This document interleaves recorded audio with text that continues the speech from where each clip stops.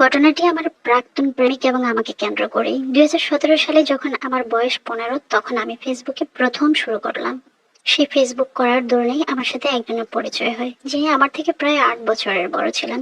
প্রথমে আমার তাকে ঠিক পছন্দ হতো না, যেহেতু আমার এত বছরের বড়, কিন্তু সে আমাকে অনেক রিকোয়েস্ট করে যে আমি যেন তার সাথে দেখা করি। আমার বাড়িতে যেহেতু একদমই কনজারভেটিভ ফ্যামিলি নয়, আমি একা একাই যাতায়াত করতাম স্কুলে এবং প্রাইভেটে। ইনফ্যাক্ট আমাদের ইন্ডিয়াতে কালচার অনুযায়ী মেয়েরা একটা বয়সের পর একদম স্বাধীনভাবে চলাফেরা করতে পারে, মানে আমরা শহরের এলাকার মেয়েরা পারি।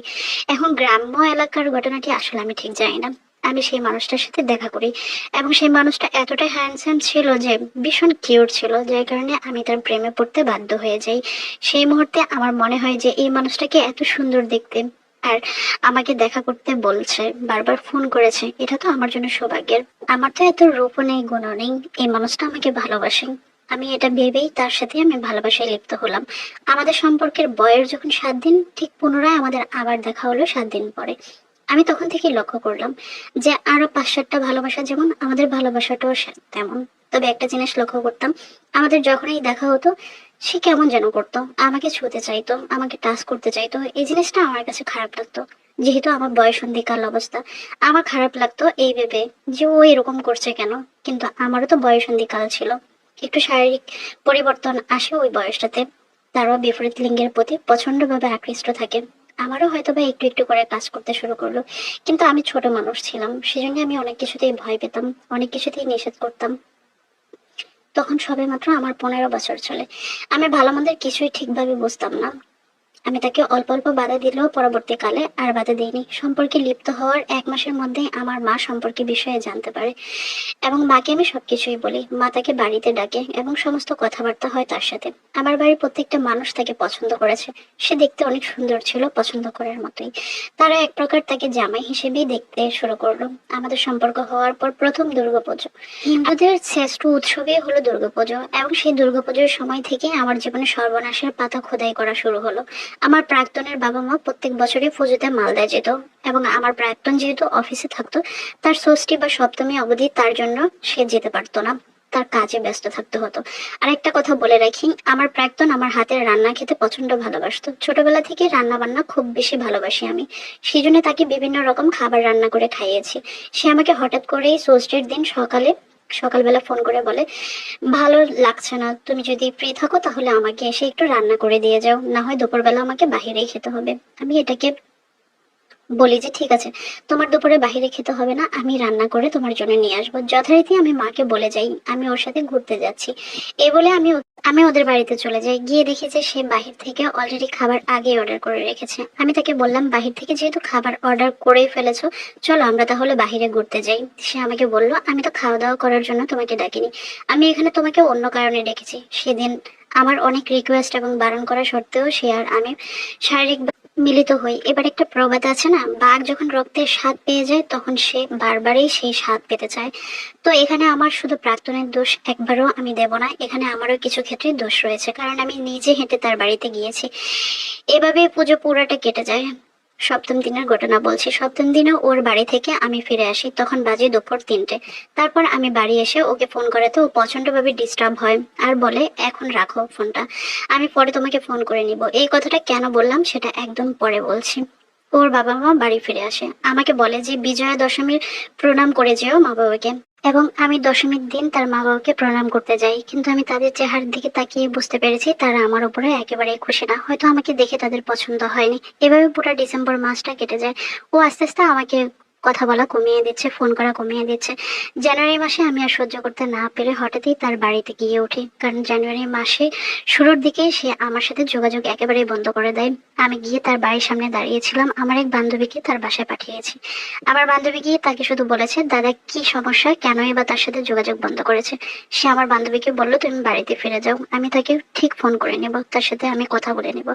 সে আমাকে ফোন করলো, ফোন করে সে আমাকে এতটুকু বললো যে আমাকে ক্ষমা করে দাও, আমার পক্ষে সম্ভব না তোমাকে বিয়ে করা কিংবা তোমার সাথে সম্পর্ক কন্টিনিউ করা। আমার মা তোমাকে একেবারেই পছন্দ করেনি, আমার মা আমার জন্য সুন্দর দেখে একটা মেয়ে বাছাই করেছে এবং আমি তাকেই বিয়ে করব। আমি তার হাতে পায়ে ধরে রিকোয়েস্ট করতে শুরু করি, প্লিজ তুমি এমনটা করো না, তুমি এমনটা করলে আমি কোথায় যাব। তোমার রিকোয়েস্টেই আমাদের সম্পর্কটা এতটুকু পর্যন্ত আসলো। আমি এখন কিভাবে পিছিয়ে যাই। সে আমার এত কান্নাকাটির রিকোয়েস্ট দেখে সে আমাকে বলল, ঠিক আছে, আমাদের সম্পর্কটা একটা শর্তেই এখন কন্টিনিউ হবে, সেটা কেউ জানবে না, একদম লুকিয়ে লুকিয়ে, কাউকে জানানো যাবে না। আমি কোনো কিছুই আজকের পর থেকে পাবলিকলি আনবো না। আমি তাতেই রাজি হয়ে যাই, যে কোনো কিছুর বিনিময়ে আমার সম্পর্কটা কন্টিনিউ করা যায়। 2018 সালে আমার মাধ্যমিক পরীক্ষা ছিল। আমি সেই পরীক্ষায় ঠিকমতো প্রিপারেশন নিতে পারিনি এবং পরীক্ষার রেজাল্ট আমার ভালো আসেনি। আর এটা নিয়ে ও আমার সাথে অনেক ঝামেলা করেছিল। সে আমাকে বারবার বলেছিল যে, ভেবেছিলাম তুমি ভালো রেজাল্ট করবে, তোমার রেজাল্ট দেখিয়ে পরিবারকে রাজি করাবো, কিন্তু তুমি সেটাও করতে পারলে না। সে একবারও চিন্তা করলো না তার মানসিক যন্ত্রণার কারণে আমি পড়াশোনায় ঠিকমতো করতে পারছি না, পড়াশোনাতে মনোযোগই দিতে পারছি না। সে আমাকে এই ছাড়ে এই দরে, যার কারণে আমি এতটা ভেঙে পড়েছি যে পড়াশোনার আমার কোনো প্রিপারেশনই ছিল না। ও যখন আমাকে এভাবে টর্চারিং মানসিকভাবে শুরু করলো, আমি কাঁদতে কাঁদতে দাঁতে দাঁত মিলিয়ে শুধু সহ্য করে যেতাম আর অনবরত কাঁদতাম, কারণ যে কোনো কিছুর বিনিময়ে আমার তাকে লাগবেই। এইভাবেই পুরো 2018 সাল চলে যায়। 18 সালের পুজোটা আবার চলে আসে। সেবার সে আমাকে বলে আমি মা বাবার সাথে মালদায় যাব। আমি একাদশীতে বারবার নিষেধ করেছি, একাদশীতে ফিরে আসবো। আমি বারবার নিষেধ করা সত্ত্বেও সে চলে যায়। সে আমার কোনো কথাই শুনতে চায়নি। সে বলে যে আমি মালদায় যাবই যাব, কারণ এবছর আমার অফিসের ছুটি আছে আর মা বাবাও আমাকে রেখে যাবে না। সে তার মা বাবার সাথে মালদাতে চলে গেল। পুরো পূজাতেই আমি একা ছিলাম। একাদশীর দিন সে বাড়িতে ফিরে আসে, এসে আমার সাথে যোগাযোগ করে। আমি আবার স্বাভাবিক সম্পর্কে লিপ্ত হয়ে গেলাম, কারণ আমার বাচ্চা বাচ্চা সুলভ ছিল তো, যার কারণে যে কোনো পর্যায়ে আমার তাকে লাগবে কিংবা তাকে ভালোবাসি, এটাই আমার মনে সবচেয়ে বেশি কাজ করত। এমন করতে করতে হঠাৎই তার মধ্যে আমি আরেকটা পরিবর্তন দেখতে শুরু করলাম। আমি প্রায় সময় সকালবেলা তাকে ফোন করলে তার ফোন ব্যস্ত পেতাম। যে টাইমটা আমি ঘুমে থাকতাম, ওই টাইমটা ও সবসময় ব্যস্ত থাকতো। আমি 3-4 দিন ফোন করে তাকে ব্যস্ত পেলাম। তাকে যখন জিজ্ঞেস করলাম যে তুমি কার সাথে কথা বলো আমি ঘুমে থাকা অবস্থায়, সে আমাকে বলল সে নাকি তার অফিস কলিগের সাথে কথা বলে, এরকম বলে কথা কাটিয়ে দিত। আমার সম্পর্কে আসার পর থেকে সে আমাকে সোশ্যাল মিডিয়া থেকে সম্পূর্ণভাবে উঠিয়ে নিয়েছে। আমার প্রত্যেকটা সোশ্যাল মিডিয়ার অ্যাড্রেস তার হাতে নিয়ে নিয়েছে, এমনকি আমাকে অ্যান্ড্রয়েড ফোন পর্যন্ত ইউজ করতে যেত না। সে আমাকে একটা বাটন ফোন দিয়েছিল, আর সেটা দিয়ে আমি সবসময় তাকে মিসড কল দিতাম, সে আমাকে কল ব্যাক করতো। এভাবে আমাদের জীবনে আরেকটা বছর কেটে যায়। 2019 সালে মোটামুটি মাঝামাঝির দিকেই তখন হবে। আমি যখনই পড়াশোনা করতে বসতাম, সে আমাকে সবসময় পড়াশোনায় বাধা দিত। কেন যেন সে কোনোভাবেই পছন্দ করতো না আমি পড়াশোনা করি, কিন্তু আমার তো পড়াশোনা করতে হবে, এটা কখনো আমি তাকে বোঝাতে পারতাম না। যখনই সে দেখতো যে আমি পড়াশোনা নিয়ে ব্যস্ত থাকতাম, তখনই সে আমাকে বলতো চল আমরা ঘুরে আসি কোথাও থেকে, বেরিয়ে আসি কোথাও থেকে, বাইরে খেয়ে আসি, এরকমটাই বলতো। সে আমাকে কখনোই পড়াশোনা করতে দিত না। আর এই জিনিসটা আমি আস্তে আস্তে করে বুঝতে পেরেছি যে সে কোনোভাবেই চায় না যে আমি পড়াশোনা করি। আর যখনই ওর সাথে আমি ঘুরতে যেতাম, তখনই আমি একটা নাম্বার থেকে সবসময় ওর কল আসতে দেখতাম, কিন্তু কখনো আমি সন্দেহ করিনি, কারণ কলটা ওর মেসোমশাইয়ের নামেই সেভ করা ছিল। তাই বুঝতাম যে হয়তোবা তার মেসোমশাই ফোন করেছে, কিন্তু কখনো সে আমার সামনে ওই ফোনটা রিসিভ করতো না, না হয় সমস্ত ফোনেই আমার সামনেই ফোন রিসিভ করতো, কথা বলতো। আমার আস্তে আস্তে সন্দেহ বাড়তে শুরু করলো। এভাবেই আমাদের আরেকটা বছর পার হয়ে গেল। 2019 সালে দুর্গাপূজা যখন এসেছিল, অষ্টমীর দিন সে আমাদের বাড়িতেই আসে এবং সকালে ব্রেকফাস্টটা আমাদের বাড়িতেই করে। যেহেতু আগেই বলেছি ওর মা বাবা সেই সময়টা বাড়িতে থাকে না, সেহেতু সে অধিকাংশ সময় আমাদের বাড়িতেই খাওয়া দাওয়া করতো। আর আমার পরিবার যেহেতু ওকে জামাই হিসেবে মেনে নিয়েছে, সেহেতু ওর জন্য সবসময় আমাদের ঘরের দরজা খোলা ছিল। ও যখন খাওয়া দাওয়া করছিল, ওর ফোনটা আমাদের বিছানার উপরেই রাখা ছিল। ও হাত ধুতে গিয়েছিল, এমন সময় ওই নাম্বার থেকে ফোন আসে। আমি ফোনটা তাড়াতাড়ি করে রিসিভ করতে গেলাম। রিসিভ করার সাথে সাথে সে পিছন থেকে এসে ফোনটা আমার হাত থেকে কড়াভাবে নিয়ে নেয় এবং আমাকে বলে যে আমি যেন তার ফোনটা আর কখনো হাতে না নিই। আমার সন্দেহ জাগে তখন আবার ওই নাম্বারটার উপরে। এভাবেই দশমীর দিন আমি তাদের বাড়িতে যাই। পাশের রুমে সে তার বন্ধু বান্ধবের সাথে ড্রিঙ্কস করছিল। ওই সময়টা আমি তার কম্পিউটারে বসে গেমস খেলছিলাম। হঠাৎ করে ও মোবাইলটা আমার পাশে ফোনটা চার্জ দিয়ে বলেছিল যদি কোনো ফোন আসে তাহলে রিসিভ করবো না। সে চলে গেল তার বন্ধুদের সাথে ড্রিঙ্কস করার জন্য পাশের রুমে। আমি সাথে সাথেই সে পার্টিকুলার নাম্বারটা খুঁজে বের করলাম, যে নাম্বারের উপরে আমার সন্দেহ জেগেছে। আমি নাম্বারটা বের করে আমার মোবাইলে সেভ করে নিলাম। পরের দিন যখন ও অফিসে চলে গেল, ওই টাইমটাতে আমি ওই নাম্বারে ফোন করলাম এবং ওর যে মেসোমশাইয়ের নামে নাম্বারটা সেভ করা ছিল, আমি ওই নামেই ফোন করে ওই মানুষটাকেই খোঁজ করেছিলাম। কিন্তু ফোনটা বিপরীত সাইড থেকে একটা মেয়ে ধরেছে এবং মেয়েটা বলেছে না এটা তো ওনার নাম্বার না, ওনাকে কি দরকার বলেন। তখন আমি অবাক হয়ে গেলাম। আমি কি বলবো বাসা খুঁজে পাচ্ছিলাম না। আমি লাইন কেটে দিয়ে আমার ভালোবাসার মানুষকে ফোন করলাম। ফোন করে বললাম সেই নাম্বারের উৎস কে, আমি জানতে চাই। মেয়েটি কে আমি সেটা জানতে চাই। তুমি আমাকে বলো, নয়তো আজকে কিছু বাজে একটা কন্ডিশন হয়ে যাবে। সে আমাকে বলে তুমি নাম্বারটা কোত্থেকে পেলে। আমি তাকে নাম্বারটা পেয়েছি, সে এটা বলি। সে সমস্ত কথা শুনে আমাকে বলে ঠিক আছে মেয়েদের সাথে আমি তোমার কথা বলিয়ে দিচ্ছি। এর সাথে কথা বলে আমি ইলেকট্রিক শকের মতো করে শক খেলাম। মেয়েটির সাথে কথা বলে জানতে পারলাম আমার প্রাক্তন প্রেমিক যখন 2018 সালে মালদা গিয়েছিল তখন সবার সামনে মেয়েটিকে প্রপোজ করেছে এবং মেয়ের সাথে তার শারীরিক সম্পর্ক হয়েছে। আমি এতটা ভেঙে পড়েছি, আমি আর মেয়ের একটা কথাও শুনতে চাইনি। আমি সাথে সাথে লাইন কেটে দিয়েছি। আমি টানা 3 দিন তার সাথে কোনো যোগাযোগ করিনি। 3 দিন পরে সে আমাদের বাড়িতে এসেছে, আমার হাতে পায়ে ধরে আবার ক্ষমা চেয়েছে। আমি আবার গলে গিয়েছি। আমি তাকে ক্ষমা করে দিয়েছি সমস্ত কিছু থেকে। 2020 সালে যখন কোভিড সিচুয়েশন ছিল, ওই টাইমটা আমি উচ্চ মাধ্যমিক পরীক্ষার্থী ছিলাম। আর সে যেহেতু আমার একেবারে পড়াশোনাতে নারাজ, সেহেতু আমি তাকে না জেনে পড়াশোনা করতাম। সে কোনোভাবে আমি পড়াশোনা করি সেটা চাইতো না। হঠাৎই আমার বাবার মোবাইলে ভিডিও কল দিল, আমি ফোনটা রিসিভ করলাম, তার সাথে কথা বলছি। কথা বলতে বলতে সে আমাকে বলে যে তুমি কি করছো। আমি বলছি আমি পড়াশোনা করছি। সে আমাকে বললো তুমি কিন্তু ঝামেলা বাড়াচ্ছ। আমি কোনোভাবেই চাই না তুমি উচ্চ মাধ্যমিক পরীক্ষা দাও, কিন্তু আমি তাকে খুব রিকোয়েস্ট করলাম যে আমি আর পড়াশোনা করবো না, শুধু উচ্চ মাধ্যমিক পরীক্ষাটা দিতে দাও। তার হাতে পায়ে ধরলাম, কিন্তু সে আমার কোনো কথা শুনলো না। এক পর্যায়ে সে আমাকে বলল, তুই যেহেতু ঝামেলা বাড়াইতে চাস তাহলে বাড়াইতে থাক। এটা বলে সে ব্যাক ক্যামেরায় দিল, এবং ব্যাক ক্যামেরায় আমি দেখতে পেলাম যে স্ক্রিনটা আমার চোখের সামনে ফুটে উঠেছে।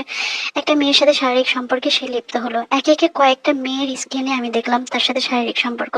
লাস্টে গিয়ে আমার 3টা ভিডিও দেখালো তার সাথে, তার বাসায় যে আমি শারীরিক সম্পর্কে লিপ্ত হয়েছি সেই ফুটেজটা আমাকে দেখালো। দেখিয়ে বললো তুই যদি পরীক্ষা দিতে যাস তাহলে তোর লাইফ আমি হেল করে দেবো। কালকের মধ্যেই আমি তোর বন্ধু বান্ধব তোর প্রত্যেকটা গ্রুপের মধ্যে আমি ভিডিও পাঠিয়ে দেবো, আমিও দেখবো তুই কিভাবে পড়াশোনা করিস। আমি শেষ হয়ে গেলাম। সেই সময় 10ই মার্চ স্কুলের দিন ছিল। সে আমার ভিডিও প্রত্যেকটা মানুষের মোবাইলে পাঠিয়েছে, ইন্টারনেটে ভাইরাল করে দিয়েছে আমার সাথে তার শারীরিক সম্পর্কে সেই ভিডিও ফুটেজ। আমার রঙিন দিনটা সে বেরঙিন করে দিয়েছে। সারাদিন আমি ঘরবন্দি ছিলাম। আত্মীয় স্বজন মানুষ এসে এসে আমার মা বাবাকেও সেই ভিডিও দেখাচ্ছে। আমার যে তখন কি অবস্থা হয়েছিল, মান সম্মান বলতে আর কিছুই ছিল না। আশ্চর্যের বিষয়, তারপরেও আমি তাকে ভালোবাসতাম। তারপরেও বারবার সে আমার কাছে এসে ক্ষমা চেয়েছে, আমি ক্ষমা করে দিয়েছি। সে আমার জীবনটা বারবার হেল করে দিয়েছে। এভাবেই সে পরক্ষণে কিছুদিন পর পরে মালদায় যেত, আর সেই মেয়েটার সাথে সম্পর্ক কন্টিনিউ থাকতো। এমনও হয়েছে যে সেই মেয়েটার সাথে ভিডিও কলে কথা বলে আমাকে সেটা দেখাতো। সেই মেয়ের সাথে সে ভিডিও কলে আছে, একই সাথে হাঁটছে, একই সাথে তারা দোকানে মার্কেটে যাচ্ছে। আমি তারপরে যখন ফিরে এসে আমার হাতে পায়ে ধরে ক্ষমা চেত, আমি তাকে ক্ষমা করে দিতাম। যে মানুষটা আমার ভিডিও ভাইরাল করেছে, আমি কিভাবে তাকে ক্ষমা করে দিলাম আমি নিজেই অবাক হতাম। কিন্তু তাকে এতটাই ভালোবাসতাম, তাকে কখনো দূরে সরাতে পারতাম না। যে পরিবার তাকে মেনে নিয়েছে, আজকে সেই পরিবার তার উপর থেকে চোখ ফিরিয়ে নিয়েছে। আমাকে বারবার নিষেধ করেছেন যে এই ছেলের সাথে তোর কল্যাণ কিছু হবে না, ভালো কিছু হবে না। একটা সময় আমি পরিবারের সাথে সম্পর্ক ত্যাগ করলাম। আস্তে আস্তে সবার সাথে কথা বলা কমিয়ে দিলাম, দূরত্ব তৈরি করলাম। একটা ভালো চাকরি ম্যানেজ করলাম, চাকরি করতে থাকলাম। কিন্তু হঠাৎই সে আমাকে ফোন করে বললো চাকরি যদি না ছাড়ি তাহলে সে আমাকে কখনোই বিয়ে করবে না। তার কথায় আমি সেই চাকরিটাও ছেড়ে দিই। হঠাৎই তার পিসেমশাই এবং মেসোমশাই একই সাথে মারা গেল। সে আবার মালদায় গেল। মালদায় গিয়ে সেই মেয়েটার সাথে সে আবার সম্পর্ক কন্টিনিউ করলো। এভাবে আবার ফিরে আসলো 1 মাস পরে। এই 1 মাস তার সাথে আমার কোনো যোগাযোগ ছিল না। এসে আবার সে আমার মাথায় হাত দিয়ে বলল যে সে আর ওই মেয়ের কাছে যাবে না, সে আমাকেই ভালোবাসবে, আমাকে নিয়ে সারা জীবন থাকবে। আবারও বিশ্বাস করলাম, ভালোবাসলাম। কিন্তু 1 সপ্তাহ যেতে না যেতে সে আমাকে ফোন করলো। ফোন করে বারবার হুমকি ধমকি দিচ্ছে তার মোবাইলটা যেন আমি দিয়ে যাই। আমি তার ফোনটা দিতে অস্বীকার করি, কারণ তার কারণে আমি 3-4টা মোবাইল নষ্ট করেছি। সেই জন্য ফোনটা না দিয়ে আমি তার বাড়িতে সরাসরি চলে যাই, তাকে ম্যানেজ করার চেষ্টা করি। সে কোনোভাবে কনভিন্স হচ্ছে না। সে বারবারই আমার সাথে রাগ হয়ে যাচ্ছে, আমাকে মারধর করা শুরু করলো। একটা পর্যায়ে সে আমাকে গাড় ধাক্কা দিয়ে তার বাড়ির গেট দিয়ে বের করে দিল এবং আমাকে প্রচুর লাথি মারা শুরু করলো। আমি পায়ের মধ্যে এত ব্যথা পেয়েছি, আমার পা একেবারে ফ্র্যাকচার হয়ে যায়। আমি দীর্ঘ 1 মাস টানা বেডের উপরে ছিলাম। ওই 1 মাস পরে সে যখন আবার এসে আমার কাছে ক্ষমা চাইলো, আবার আমি ক্ষমা করে দিলাম। তাকে এতটাই ভালোবাসতে শুরু করলাম। এভাবে খুব নিষ্ঠুর জীবনযাপন আমি তার সাথে করতে শুরু করলাম। এভাবেই তার সাথে আমার ঝগড়াঝাটি মান অভিমান মধ্যে ভালোবাসা চলছে। আর এদিকে আবার 1 বছর হয়ে গেল তার মেসোমশাই মারা যাওয়ার। সে আবার মালদায় ফিরে গেল। সেখানে গিয়ে চরমভাবে আমাকে আবার কষ্ট দেওয়া শুরু করলো। সে ওই মেয়েটার সাথে আবার সম্পর্ক তৈরি করলো। ওই মেয়েটার সাথে বিভিন্ন ভাবে ছবি তুলে ভিডিও করে কিংবা ভিডিও কলে আমাকে দেখানো শুরু করলো। সে তখন পর্যন্ত আমার পায়ের ব্যথাটা ভালো হয়নি। আমি এমন ভাবেই কষ্ট পেয়েছি, এমন ভাবেই আহত হয়েছি তার মায়ের। এবার আমি মনে সাহস সঞ্চয় করলাম, খুব সাহস করে তাকে বলে যে তোমার সাথে এই সম্পর্কটা আমি রাখতে চাই না, সম্পর্কটা আজকে থেকে আর নাই। এরপর থেকে আমার জীবনের নতুন মোড় হলো। আমি তাকে ভুলে গেলাম, তার জীবন থেকে আমি সরে আসলাম। যে মানুষটা বারে বার আমাকে লাথি গুঁতা দিয়ে, সম্পর্কের দোহাই দিয়ে, বারবার আমার অসৌন্দর্যের কথা বলে বলে আমাকে কষ্ট দিয়েছে। অন্য একটা মেয়ের সাথে সে পরকীয়া সম্পর্কে জড়িয়ে আমাকে এমন ভাবে কষ্ট দিয়েছে, আমাকে বিয়ে না করেও বারবার ইউজ করেছে। সেই মানুষটাকে আমি বারবার ভালোবেসেছি, ক্ষমা করেছি, কিন্তু তার কাছে আমার ভালোবাসার কোনো মূল্য ছিল না। তাই আমার জীবন থেকে তাকে একেবারেই আমি বাদ দিয়ে ফেলেছি। বর্তমান আমার ভালোবাসার মানুষ আমার জীবনে তখন হঠাৎ করেই এসেছিল। সে আমাকে অনেক ভালো রেখেছে। আমি বলবো যে জীবনে ভালোবাসা হয়তো বা এরকম মানুষের কাছ থেকেই কাম্য হওয়া উচিত। সে আমাকে অনেক ভালোবাসে, আমার বাস্তব জীবনের সমস্ত ঘটনা মেনে নিয়েই সে আমাকে ভালোবাসে। অতীত জীবনের সমস্ত অধ্যায়কে আমি মাটি চাপা দিয়েছি, নতুন জীবনে আমি পা রেখেছি। এই জীবনে আমি জানি না আমার জীবনে কোনো কালো অধ্যায় আবার নতুন করে আসবে কিনা, তবে সেই কালো অধ্যায়কে আমি কোনোভাবেই আমার নতুন জীবনে আর জায়গা দিব না। আমি আমার জীবনে 5টা বছর খুব বাজেভাবে কাটিয়েছি। তখন আমি না জেনে বোকামি করেছিলাম, এখন আমি সব জানি। সে প্রত্যেক বছর পুজোতে গিয়ে আমার সাথে খারাপ করতো, আমার সাথে এতটাই বাজে ব্যবহার করতো। তারপরেও আমি তাকে ক্ষমা করেছি। শারীরিক মানসিক ভাবে সে আমাকে সব দিক দিয়ে নষ্ট করেছে, আমার পরিবারকে অসম্মানী করেছে, আমার পরিবারের সাথে আমার সম্পর্ক নষ্ট করেছে। হয়তো বা আর কোনোদিনও জোড়া লাগবে না আমার পরিবারের সাথে আমার সম্পর্ক। আমার বাবার সাথে আমি দীর্ঘ 3 বছর কথা বলি না। আমার বাবা আমাকে বলেছে, তুই কোনোদিনও আমার সামনে আসবি না, আমাকে বাবা বলে ডাকবি না। এটা আমার জন্য অনেক কষ্টের, যেটা বর্তমান আমার ভালোবাসার মানুষটি এসে সে সমস্ত বেড়াজাল ভেঙে দিয়েছে। আর আমি অনেকটা ভালো আছি। এখন এটাই বলি, আমার জীবনের ঘটনা যদি আপনার ভালো লাগে তাহলে আপনার পেজে অবশ্যই একটু শেয়ার করবেন। মানুষের জীবন কতটা বিচিত্র দিদি, আমি শুধু এতটুকু বলবো যে আপনার থেকে অনেক কিছু শেখার আছে। একটা মানুষকে এতবার ক্ষমা করা যায় না। আর ছোট বয়সে কখনো প্রেমে জড়িয়ে পড়া এটা বোকামি। আর ফেসবুকের প্রেম সেটা তো দুনিয়ার সামনাসামনি প্রেমটাই টিকে না দুনিয়াতে। আর ওই ফেসবুকের প্রেমটা আসলে টিকবে কিভাবে? যাই হোক, আল্লাহ যা কিছু করে তা ভালোর জন্য করে। এখন ভালো আছেন সেটাই সর্বোপরি বড় কথা। যার সাথে আছেন তাকে উজাড় করে ভালোবাসুন, বিয়ে করে সংসার করুন, আমি এতটুকুই বলবো। তবে আপনার জীবনে যা ঘটেছে তা যেন আর কোনো মেয়ের জীবনে না ঘটে। এমন একটা বাস্তব ঘটনা আপনি আমাকে শেয়ার করেছেন, আমি বলতে গিয়েও থমকে গিয়েছি বারবার। আমার হয়তোবা আজকের বয়সটা সবচেয়ে বাজে হয়েছে এটার জন্যই যে আমি আপনার এই গল্পটা প্রচার করব, কিভাবে করব সেই সাহসটা আমার ভিতরে আমি পাচ্ছি না, যে এত নিষ্ঠুর আচরণ মানুষ মানুষের সাথে করতে পারে। আর আপনি বা কিভাবে এতবার ক্ষমা করেছেন একটা মানুষকে? আমার মনে হয় যে যে ক্ষমার অযোগ্য তাকে কখনো ক্ষমা করা উচিত না।